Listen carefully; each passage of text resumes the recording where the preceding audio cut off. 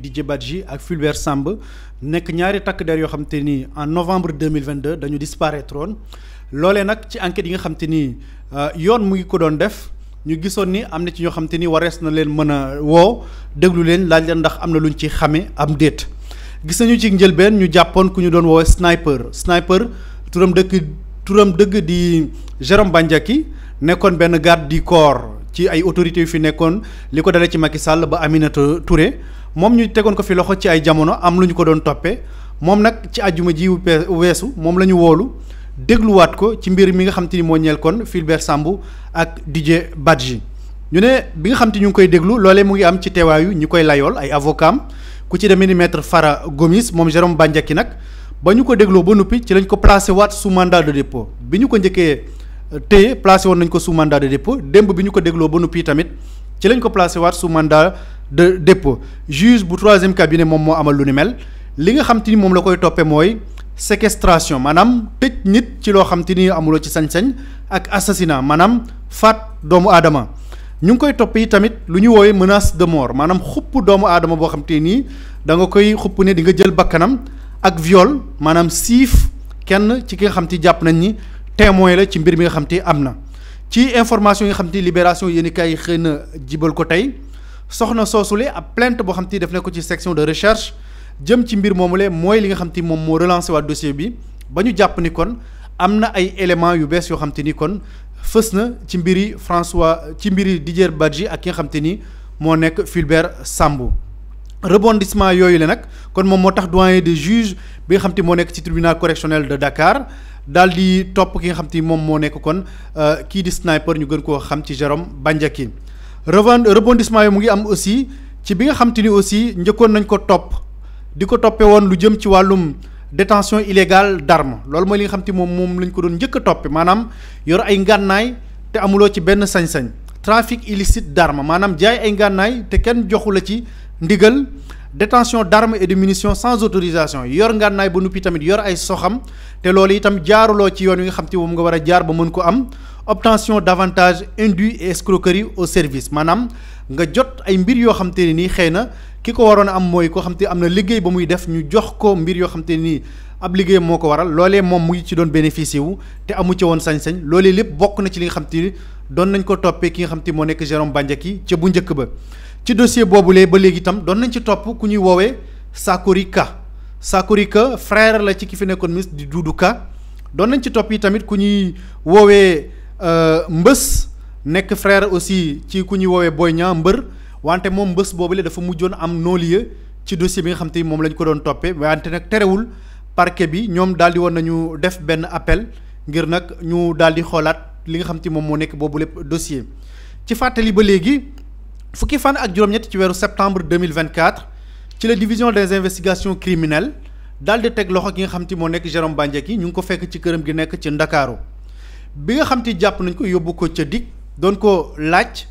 bokk na ci li nga xam te ni ñu ngi ko doon laaj mooy passeport diplomatique bi nga xam te yoroon na ko fan la ko jëlee woon ak naka la defoon ba am ko doon nañ ko laaj itam ci lu jëm ci wàllum logement de fonction bi nga xam te amoon nañ ko ci digg Ndakaaru genn kër goo xam te moom la ñu ko joxoon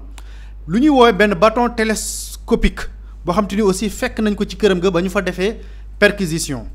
ci biir audition boobu la itam kii di Jérôme Bandiaky daal di xamle ni moom jot na saytu lu jëm ci wàllum kaaraange kii di Macky Sall diggante 2009 ba jàpp 2012 moom mooy ki nga xam te ni moom moo doon wattu kaaraangeeg Macky Sall ba mu bàyyi ko ci loolu diggante 2013 jàpp 2014 moom moo doon wattu kaaraange ki nga xam te moo nekk Aminata Touré nekkoon premier ministre bu Macky Sall mu daal di xamle itam ni lu jëm ci passeport diplomatique ak logement bi nga xam te amoon na ko liggéey ba mu doon liggéey moom moo taxoon ñu jox ko bu dee wàllum bâton télescopique ba mu yoroon itamit moom Jérôme Bandiaky waxoon na ñii di enquête yi ne leen benn outil de travail la boo xam te mënta ñàkk ci liggéey bi nga xam te ni mu ngi ko doon def mu daal di xamle yi tamit ci jamono boobule ni moom am na benn société boo xam te ni ci wàllum sécurité lay yëngatu moo nekkoon ca bopp ba te kilifa yi fi nekkoon ñoo ko autorisé woon loolee mu ngi amoon depuis 2022 loolu yëpp bokk na ci li nga xam te ni wax na ko enquête kat yi ci biir audition bi ak doyen des juges am na benn tour boo xam te fësoon na fa lool itam mu nekk ki fi nekkoon premier ministre di Mimi Touré turam dëgg di Aminata Touré kii di Jérôme Bandiaky daal di woon xamle ni moom moo taxoon mu am appartement bi mu amoon ci biir ville nekk fa ak njabootam ndax ñu ngi ko engagé woon comme garde rapproché maanaam ku nekk assistant de sécurité kii di Aminata Touré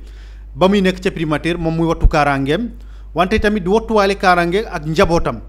li nga xam te moom moo fa doon liggéey mooy lépp lu jëm ci wàllum sécurité bi loolu la wax wante yi tamit nee na ay démarches confidentielles maanaam liggéey boo xam te nii secret la bokk na ci li nga xam te nii dénkoon nañ ko jamono joojule loolu yëpp di kàddu yoo xam te ni kàddu Jérôme Bandiaky la ci janoom bu njëkk ak ñi nga xam te ñoom ñoo nekk enquête kat yi moom sniper affirmé woon na ci jamono joole ji ne ki nga xam te moom moo di Mimi Touré moom ci suggestion ci la amee woon li nga xam te ni moom moo nekk résidence bi nga xam te fa la nekkoon ngir mu jege bërëb ba muy liggéeyee loolu wax na ko fii tamit mu ne appartement boobule ci loolu moo taxoon ñu jox ko wante bi nga xam te ni aussi Mimi Touré jógee na fa moom nekkatul garde du corps am woyoon na ba léegi di ko occupé ba léegi maanaam nekkatul koo xam te mu ngi liggéeyal nit ku nekk ci nguur mais terewul ba léegi logement de fonction boobu noonu mu ngi ci woon ba léegi te itamit ci biir enquête yi ñu ne nekk na nit koo xam ci jege woon na gouvernement bu Macky Sall te doon na dem fa nga xam te moo nekkoon présidence dibeer jii ñu génn nag am na benn doxu ñaxtu boo xam te ni am na ay nit ñu ko organiser fii ci Sénégal la nga xam te ni moom la ñu doon bëgg nag mooy ñu leeral dossier bi nga xam te moo ñeel disparition Fulbert Sambou ak Didier Badji ci ban anam la ñu génne àdduna ci loolee directeur exécutif bu Amnesty International daal dina fa yëkkati ay kàddu jagleel ko kilifa yi nekk fii ci Sénégal ne bu fekkente ne ñu inculpé kii di Jérôme Bandiaky ci lu jëm ci wàllum assassinat am na ñoo xam te ni du ñàkk ñoo ko ca jàppale wala ñoo xam te ni ñoom ñoo ko sant lu ni mel yoon war na def kéemtulaay kàttam ba leeral mbir yooyu le dañuy ànd rek teewlu kàddu yi nga xam te ni Seydi Gassama yëkkati na ko ci manifestation bi nga xam te am na démb ngir leeral génn àdduna Fulbert Sambou ak Didier Badji. parce que Sénégal yëpp a naxarul disparition bi pour que yoon mun a def liggéeyam ñu mën a def l'enquête n'est-ce pas ñu wax ñu kan moo jël bakkanu Didier Fulbert Sambou ak Didier Badji ak naka lañ ko jëlee ak kan moo nekk ci gannaaw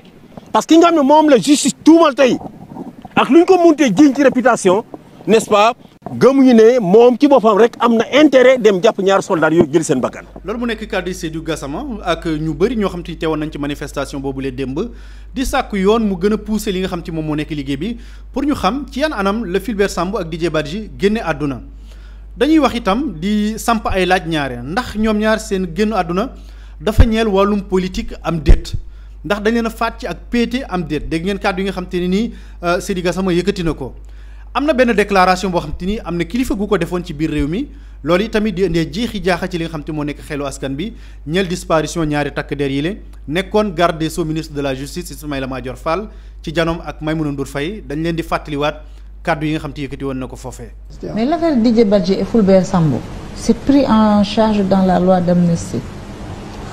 Oui, on peut le considérer parce que la loi d'amnistie dafa l'argent.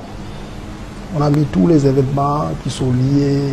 depuis mars 2021 jusqu'à 23. Donc, en principe, c'est inclus là-dedans. Alors, Ismaël, la loi est large. Loi d'amnistie dafa large dañ ciy dugal élément yëpp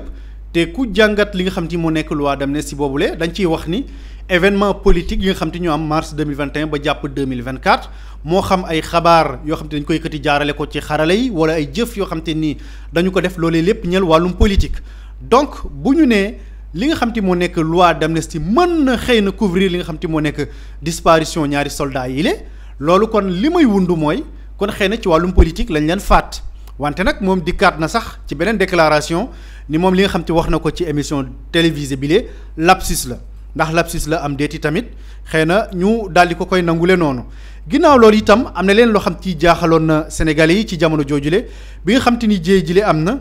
ñu seetlu woon ni mutisme daf ci amoon jëm ñeel ñi nga xam te ñoom ñoo nekk woy takk der yi defuñu woon ay communiqué naqarlu ko wala wax fan lañ ci tollu am déet wante gis nañu daal ak cellaaral amoon na ci mbir moom ba taxoon na itam ñu bëri am ay questions yoo xam te doon nañ ko ci posé wu gannaaw loolu itam parquet bi génnoon na daal di def benn communiqué ñeel disparition ñaari soldats yi le avec la complicité de la régie dañ leen di wonaat communiqué bi nga xam te ni defoon nañu ko signé woon ko le 22 novembre 2022 ci biir communiqué bi ñu ngi ci doon wax ni le parquet du tribunal de grande instance hors classe de Dakar en application des dispositions de l'article 11 du code de procédure pénale qui permettent au procureur de la République de rendre public des éléments objectifs tirés des procédures en cours tient à informer l'opinion de l'ouverture d'une enquête judiciaire confiée à la brigade prévôtale de la gendarmerie nationale à la suite de la disparition de l'adjudant-chef de la gendarmerie Didier Badji en service à l'inspection générale d'État et du sergent Fulbert Sambou de la direction des renseignements militaires. mu ne tribunal de grande instance hors classe de Dakar bu ñu appliquer disposition yu article 11 bu code de procédure pénale yi nga xam te may na procureur de la république mu bëral ay xabaar yoo xam te ñeel na ci benn enquête boo xam te ni mu ngi wëy ngir daal di fësal loo xam te ni ñeel na ay xabaar yu mën a gindi askan bi ci loolee la sukkandikoon nee na ba daal di xamle la nga xam te moo nekkoon liggéey bi ñeel disparition adjudant chef bu gendarmerie bi nga xam te moom moo nekk Didier Badji nekkoon service ca inspection générale d'État ak sergent bi nga xam te moo di Fulbert Sambou nekkoon ca direction des renseignements militaires ñu daal di ca yokk ci boobu lépp communiqué nii selon les premiers éléments de l'enquête la disparition des 6 nommés a été signalée dans la soirée du samedi 19 novembre 2022 déclenchant immédiatement des recherches par toutes les unités compétentes du pays mu ne ci xabaar yi nga xam te moom la ñu njëkk a am ñaar ñi seen disparition maanaam seen réer ñu ngi ko yëg ni ki gaaw yem ak fukki fan ak juróom-ñeent ci weeru novembre 2022 ca loolee ba mu amee nag ci la ñu daal di wax banqaas yi nga xam te ñëpp war nañ ci mën a dugg ñu tàmbalee li nga xam te ni moom moo nekk wër bi ca jamono joojule mu ne la géolocalisation des appareils des disparus a permis de les situer consécutivement au niveau des falaises rocheuses du Cap Manuel où ont été retrouvés par ailleurs un filet de pêche tendu, des restes d'appât et crevettes ainsi que des chaussures appartenant aux 6 nommés mu ne ci gëstu googee nga xam te ñu ngi ko doon def ak géolocalisation bi nga xam te def nañu ko maanaam xoolaat seeni téléphone fan la ñu nekkoon ca la ñu gis ni ñoom gis nañ leen ca falaise yi nga xam te ñoo nekk ca booru Cap Manuel ba ñu fa demee gis nañ fa ay dàll wante yi tamit li nga xam te moom la ñuy woowee xëy na mepp mooy loolu moo li di nas ci once yi ñuy sànni pour jàpp jën loolu gis nañ ko fa wante tamit desitu leen lu mel ni ay sipax gis nañ ko foofule mu ne la brigade prévôtale qui s'est immédiatement transportée sur les lieux a procédé à une constatation d'usage à l'effet d'élucider les circonstances précises de ces disparitions brigade bi nga xam te moom la ñu fa yóbbu daal dina dem ci saase ngir xool lan moo nekk tey ci yan anam la ñooñu lee disparaître d'ores et déjà les unités d'enquête ainsi que les sapeurs-pompiers et la marine nationale ont été engagés dans les recherches pour retrouver les dites personnes qui ne sont pour le moment que portées disparues ci jamono jooju maanaam le 22 novembre 2022 ñu ne mobiliser nañ waa sapeurs-pompiers waa marine nationale ak mbooleem unité yi nga xam te war nañ ci mën a dugg pour ñu wër leen ndax ci jamono joojule li ñu jàpp mooy dañu disparaître kese loolu mooy communiqué bi nga xam te ni procureur de la république def na ko jamono joojule ñeel gëstu gi nga xam te waroon nañu ko def pour gis kii di Fulbert Sambou ak ki nga xam te moom moo nekk Didier Badji quelque temps après ci la ay mool ñoo xam te dañ doon nappi ne gis nañ benn corps ci wetu géej gi ci loolee nag ñu daal di alerter ñi nga xam te ñoo nekk les autorités judiciaires ñoom ngir ñu gëstu lu ni mel ci loolee la ñu gis benn communiqué boo xam te procureur Amady Diouf defoon na ko ci communiqué boobu aussi mu cay wax corps bi nga xam te ni découvrir nañu ko corps kan la ci ban anam la nekk wante tamit ban njeexital la mën a am ci enquête bi nga xam te ni ñu ngi ko doon def jamono joojule ma liiral leen communiqué bi nga xam te ni procureur defoon na ko ñu cay wax ni le procureur de la République tient à informer l'opinion que dans le cadre de l'enquête ouverte consécutivement à la disparition de l'adjudant-chef Didier Badji en service à l'inspection générale d'État du sergent Fulbert Sambou de la direction du renseignement militaire que le 23 novembre 2022 la marine nationale a été informée par un pêcheur demeurant au quartier Pencimi de la Médina de la découverte d'un corps sans vie et au large des côtes sénégalaises mu ne procureur de la République mu ngi xamal askan bi ne leen ci enquête bi nga xam te ni ubbi woon nañu ko ngir xam kii di adjudant chef Didier Badji nekkoon en service ci inspection générale d'État ak sergent Fulbert Sambou bi nekkoon ci direction du renseignement militaire le 23 novembre 2022 marine nationale daal dinañ leen jox xabaar ni am na benn néew boo xam te ni gis nañu ko ka leen ko jox di benn mool bu dëkk ca quartier penc mi nekk ca Médina moom moo gis boobu lépp néew mu ne le transport subséquemment effectué sur les lieux a permis aux enquêteurs de la section de recherche suite aux constatations d'usage de présumer qu'il s'agit du corps sans vie de l'un des disparus en l'occurrence le sergent Fulbert Sambou par la suite formellement identifié par les membres de sa famille mu ne ci xabaar yooyu nga xam te am nañu ko ak waa section de recherche nañu demee daar ca bërëb ba nga xam te fa la ñu gisee néew bi ak liggéey ba nga xam te def nañu ko pour ràññatle kan mooy boobu lépp néew woo ci njaboot gi loolee tax nañu xam ni ki nga xam te moom moo faatu ñu gisub néewum foofule moo di sergent Fulbert Sambou tey tamit ak njabootam dëggal nañu ne corps boobule ab kooram la loolu yi tamit nekk ci biir communiqué bi ba léegi ñu ne le certificat de genre de mort établi sur réquisition par un médecin légiste atteste que l'examen externe du corps ne distingue pas de signes traumatiques ou de traces de violence et que son état de décomposition avancée ne permet pas d'établir les causes exactes du décès, encore moins l'autopsie souhaitée par les enquêteurs. ñu ne certificat de mort bi nga xam te ni tey médecin légiste bi maanaam docteur bi nga xam te moo doon saytu ci gan anam la faatoo loolee ak examen externe corps bi nga xam te def nañ ko wonewut ni dañu gis ni maanaam ki nga xam te moom la ñu gisub néewam dañu ko maltraité maanaam dañu ko fitnaal dañu ko dóor dañu ko gaañ ak yu ni mel gisuñu ko wante nag ci anam gi nga xam te ci la ñu gisee néew bi corps bi loolee nag mayu leen ñu def yeneen liggéey yi nga xam te ni yoon mu ngi ko ci doon sàkku pour xam ci ban anam la génne àdduna maanaam def ci ab autopsie loolee mënuñu ko woon ndax nee nañu néew bi ci anam gi ñu ko fekk maanaam faatu na lu yàgg ñu door koo gis loolee moo tax ñu ne la ci ñu bëggoon ci wàllum enquête def autopsie xam ci ban anam la faatoo loolee mënuñ ko woon a def mu daal di yokk ci communiqué am ni en application de l'article 66 du code de procédure pénale les circonstances évoquées ont justifié la saisine du juge d'instruction en charge du troisième cabinet de l'ouverture d'une information judiciaire pour rechercher les causes exactes de ce décès mu ne bu ñu appliquer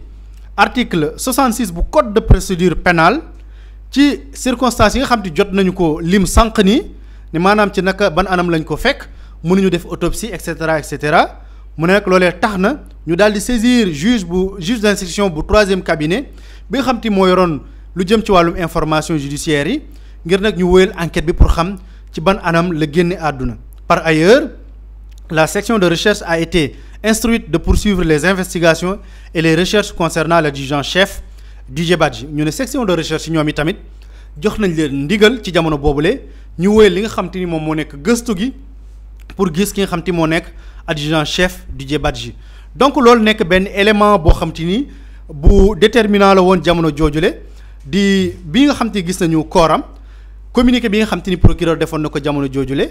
wante tamit ci ñàkk mën a def li nga xam te moo nekk wàllum autopsie pour xam ci ban anam la génne àdduna donc information bi nga xam te moom moo ci bees kon mooy bi ñu dégluwaatee sniper ñu gën ko xam ci Jérôme Bandiaky ba pare di ko toppee lu jëm ci wàllum assassinat maanaam faat doomu aadama di ko toppee tamit lu jëm ci wàllum séquestration tëj doomu aadama ci béréb mu amul possibilité génn fa wante tamit viol maanaam siif koo xam te ni jàpp nañu ni témoin la ci mbir moomule donc loolu nekk ay mbir yoo xam te ni lépp mënees na ko jàppaat ci dossier ki nga xam te moo nekk Fulbert Sambou ak Didier Badji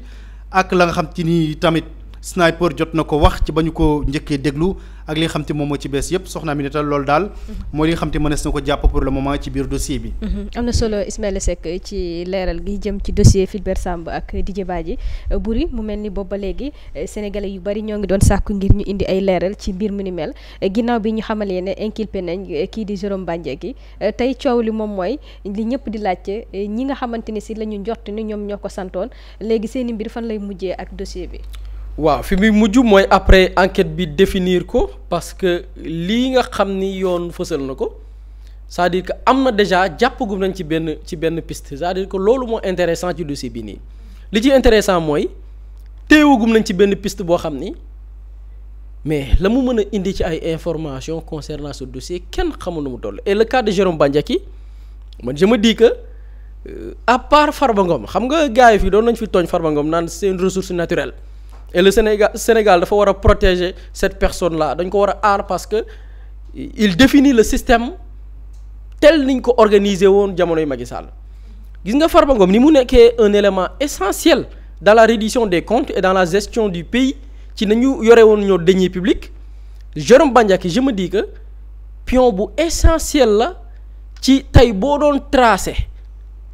yenn yi ay nit doon def ci ñaawteef jamonoy Macky Sall pour man. boo doon wut benn buntu piste boo xamante ni fa ngay jaar pour man boo téye Jérôme Bandiaky rek téye nga ci benn piste boo xamante nii mais buntu yi mën a ibbi kenn xamul nu mu toll. j'ai souvent l'habitude de citer le rapport plainte bi dem CPI mais dans ce rapport là Jérôme Bandiaky turam dafay revenir te turam ci la revenir c'est un gars boo xam ni moment bi muy nekk ci nguuru Macky Sall il n'était pas militaire il n'était pas membre d'un corps moo xam police wala gendarmerie mais c'est un gars boo xam ni dans les opérations da doon nekk sur le terrain ci biir terrain bi da doon wàcc sur le terrain pour un gars qui n'a ni titre ni grade amul benn fonction bu war a justifier ce gars di pelloo wala di ànd ak ñi nga xam ne ñooy suñuy way takk der kan moo waraloon loolu xam nañ ki nekkoon gendarmerie ki permettre woon jëmm ji doon saafonteeg suñu ay way takk der ci quoi ci lan maintien de l'ordre bu amee ñi ko war a def takk der yi la ñoom la ñu former ñoom lañ ko jàngal ñoo def concours ñoo def formation génn am grade ñu tabbal leen ko ñu leen yéen seen liggéey mooy nit ñi respecter loi seen liggéey mooy bu problème amee ngeen def lu ñu woowee maintien de l'ordre ñu ne am na ay civil yu ci rax civil yooyu nag moom bokk ci ak plainte bi d'après li ñu ko séddale lépp je pense que Jérôme Bandiaky ku ko téye nga ci piste bu am solo mais li ma intéressé ci dossier bi ñett la benn bi mooy dafa am lu feeñ loo xam ne nii dafa wuuteeg li ñu waxoon c'est-à-dire lii moo intéressant ci dossier bi Jérôme Bandiaky Ismaïla dafa c'est-à-dire le fait que Ismaïla revenir ci le communiqué bi parquet génne woon jamono yooyu c'est très intéressant parce que pourquoi parce que dañu wax loo xam ni demeewu ne ci dossier bi et y avait des signes lan moo grave ci dossier Didier Badji Fulbert Sambou ku xam armée xam ni dañu solidaire l'armée est solidaire rawatina nag solidarité bi dafay tàmbalee ca kaw ñi nga xam ne ñoo yor mbir mi ñooy kilifa yi fa lay tàmbalee wàcc ci suuf mais bizarrement ñaar ci ay soldats disparaître y a pas un communiqué officiel ci seeni kilifa ne ay suñuy parce que début bi réer lañ waxoon kenn waxu woon leen rayan dañ ne disparaître nañ maanaam jàpp nañu sax du ñoo réer y a pas un communiqué bu génn ne suñuy ñoñ disparaître nañ tel corps ñi ngi liggéey ci wër leen xool ci lu ñu nekk yaakaar naa même ñun suñuy soldats bu ñu demee di wattu suñu kaaraange ci yenn dëkk yi nga xam ne dafa am tension bu amee ay soldats yu disparaître da ngay gis ni l'armée à travers son service de communication mooy DIRPA dinañ communiquer ni am na suñu ndaw yu réer fan yi am na ku feeñ da nga gis ne dañu génnee communiqué mais l'affaire Didier Badji Fulbert Sambou dara lii jaaxaloo na Sénégalais yi ce silence là lu ko waraloon la suite des événements da koy prouver et beneen bi mooy c'est une affaire boo xam ni yamul woon rek ci bañ cee wax keneen ku ci wax dañ lay jàpp tëj la ci kaso bi à cette époque y avait Fadilou Keïta parce que Fadilou Keïta jot na ci xamante kenn parce que jot na liggéey ak waajuram bi mu nekkoon mu ko doon gérer li nga xam ne mooy di wattu kaaraangeem Fadilou Keïta dafa defoon benn poste intitulé ko j'espère juste qu'ils n'ont pas tué mon frère maa ngi am rafet njort ci ne rayuñ ki nga xamante ni nii mooy sama mag la ko considéré parce que da doon wattu kaaraange waajuram dañ ko ci jàpp tëj ko ci kaso lu tax ngay wax loolu c'est-à-dire que dans ce dossier là en dehors silence bi nga xam ne nemmeeku nañ ko en dehors la ñu jëbal ci kàddu dañu na bëggoon noppiloo nit ñi c'est-à-dire bu ci kenn wax troisième fait bi mooy la sortie de Ismaïla Madior Fall xam ni sortie la boo xamante ni mais ces propos yi mu tenir ci émission bi Ismaïla ñëw sànq mais c'est des propos révélateurs lan la wax lañ ko laaj ci dossier Fulbert Sambou ak Didier Badji mu ne mbir la moo xam ni loi d'amnistie moo ko couvrir loi d'amnistie lan lay couvrir c'est-à-dire que ay jëf wala ay wax yoo xam ni politique moo ko lal lii la loi d'amnistie di couvrir loi d'amnistie dafa ne li muy effacer mooy wax bu nit wax ci pénc wala jëf joo xam ni jëf bi politique moo ko lal loolu noonu la loi d'amnistie di couvrir Ismaïla Madior Fall ñëw ne l'affaire Didier Badji Fulbert Sambou loi d'amnistie moo ko couvrir loolu lapsus révélateur la moom la tubaab di wax lapsus révélateur njumte goo xamante ni nii tey dafay feeñal as lëf loo xamante ni nii tey mooy lan Ismaïla Madior Fall bu dee ni amnistie moo ko couvrir ok on est d'accord que kon dañ leen rey te lan moo tax ñu rey leen kon pour des affaires politiques donte après il a fait un communiqué rectifié waat mais rëcc na mbir mi jàll na wax na ko ba pare bal bi tiré na ko jeex na c'est-à-dire que la sortie de Ismaïla Madior Fall da doon insinuer que Didier Badji ak Fulbert Sambou bu dee loi d'amnistie daf leen couvrir cela veut dire que dañ leen rey pour des questions politiques loolu et dafay prouver leneen mooy dafay prouver que tamit dañ leen rey parce que bu ko loi couvrir rek mooy am na ñu muy ñan la ñuy couvrir mooy ñi def jëf ji bu ñu couvrir dañuy couvrir ñi def jëf ji mooy ça loolu dafay insinuer que d'accord rey am na kon la moo tax ñu rey leen pour des questions politiques donc loolu c'est un lapsus révélateur bi Ismaïla Madior Fall wax donte après rectifié wu na mais le coup est déjà parti maintenant bi gën a garaaw mooy lan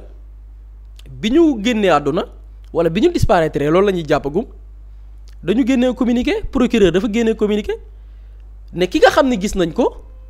li ñu gis mooy amul lenn loo xamante ni nii lu nduroog torture la lu nduroog faagaagal la lu nduroog ray la lii la ñu wax ñu ne certificat de genre de mort bi lii la fësal maanaam bi ñu defee autopsie bi dañ ne kenn ki gisuñ ni dañ ko torturer gisuñu dañ koo rey gisuñ ni ay mbir ci yaram boo xamante ni mën na tax ñu attester ni kii dañ koo rey lii la ñu waxoon jamonoy Macky Sall le procureur lii la waxoon changement de régime am dossier boobu ñu koy topp ñu ne inculpé na nit ndax lan séquestration jàpp ay nit nëbb leen làq leen yóbbu leen ca barab benn fee la ñaareel bi assassinat lii la enquête yi fësal de c'est-à-dire que le parquet li ñu waxoon jamono yooyu noonu le procureur li mu waxoon tey l'enquête wane ni loolu lépp amu ci dañ leen séquestrer dañ leen assassiner koo assassiner cela veut dire que am na des traces yoo xam ne day wane ni dañ ko rey bu dee dañ ko xoj autopsie bi dafay wane ni kii dañ ko xoj ba mu dee bu dee dañ ko jamate nit nañ xam ne kii dañ ko jamate ba mu dee bu dee dañu jël ay mbir di ko dóor ba mu dee certificat de genre war na ko fësal loolu li muy prouver mooy procureur bu dee li mu wax ni ay médecins ñoo ko wax ay médecins légistes bu dee ni procureur dafa sukkandiku médecin légiste boobu tey war na layoo ci certificat de genre de mort boobu mu bind war na ko layoo tey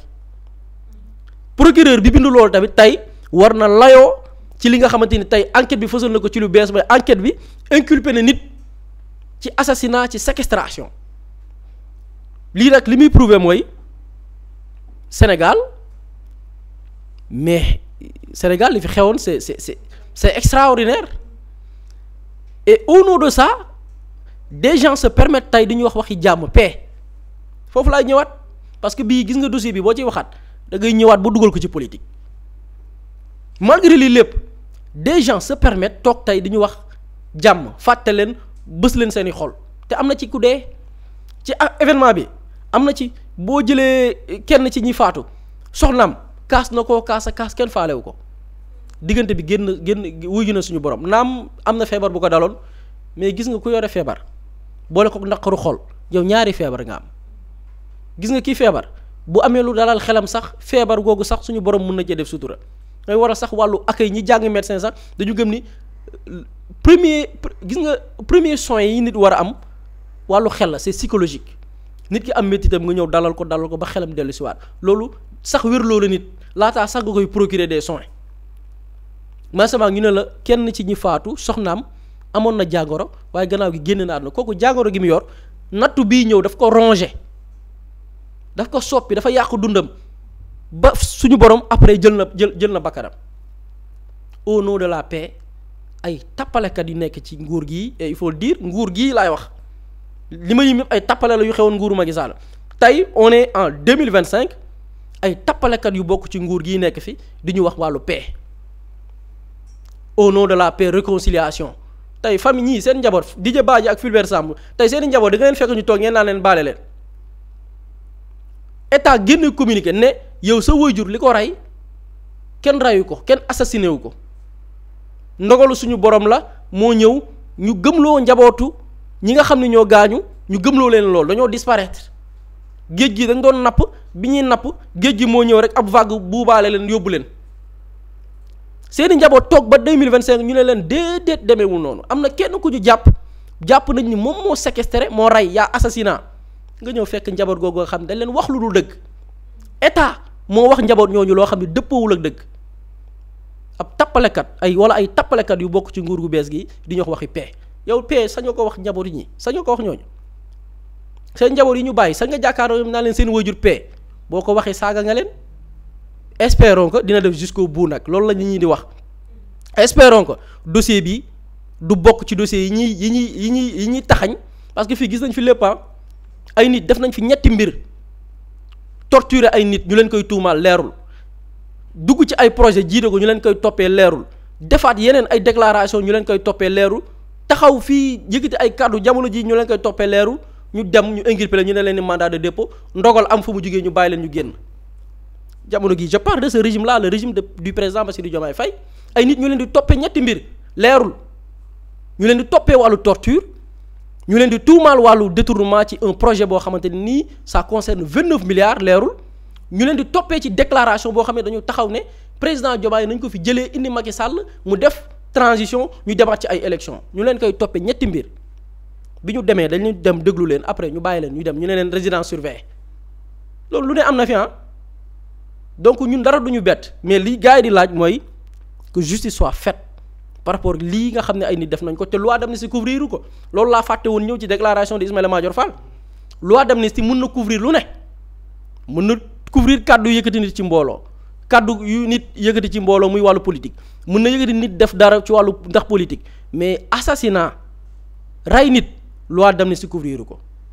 torture loi d'amnistie couvrir ko kon bu kenn jafandu ci mbir yooyu noonu naan ay loi d'amnistie bëgg koo faagagal wala di ko suur li ñuy réclamer et lii sénégalais yi sax di réclamer laay wax parce que ñun bu ñu fi toogee baatu ñi nga xamante ni amuñu tey cette possibilité toog nii nit ñi di leen seetaan amuñu ko ñaxtu yooyu nit ñi di ñaxtu ngay toogaat fi wax ko li sénégalais di sàkku mooy lii na dem jusqu'au bout parce que comme je l'ai dit sama premier kàddu yi dossier la boo xam ne tey la personne de Jérôme Bandiaky ñun dañu jàpp ni affaire Didier Badji Fulbert Sambou ci gën a ndaw affaire Didier Badji ak Fulbert Sambou moo gën a ndaw jàpp na ni ci li Jérôme Bandiaky war a indi ay leeral Jérôme Bandiaky lan moo ko dugal suñuy gendarme suñuy corps un corps aussi prestigieux comme la gendarmerie ñu ne la benn waay bu toogee fële def julu tóojam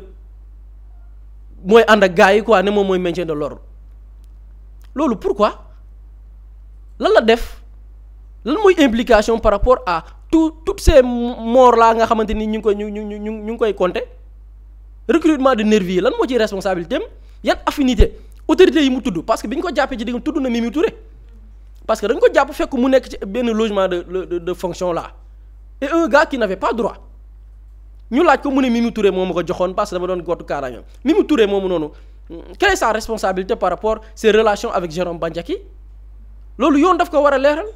topp chaîne bi parce que pour man Jérôme Bandiaky c'est une bonne piste boo xamante ni pour man mënees na ci jaar pour faire la lumière ci yu bari xewoon ci jamonoy Macky Sall et surtout je précise jamonoy la répression et je pense que am nañ yaakaar ci ne yoon dina def liggéeyam et on espère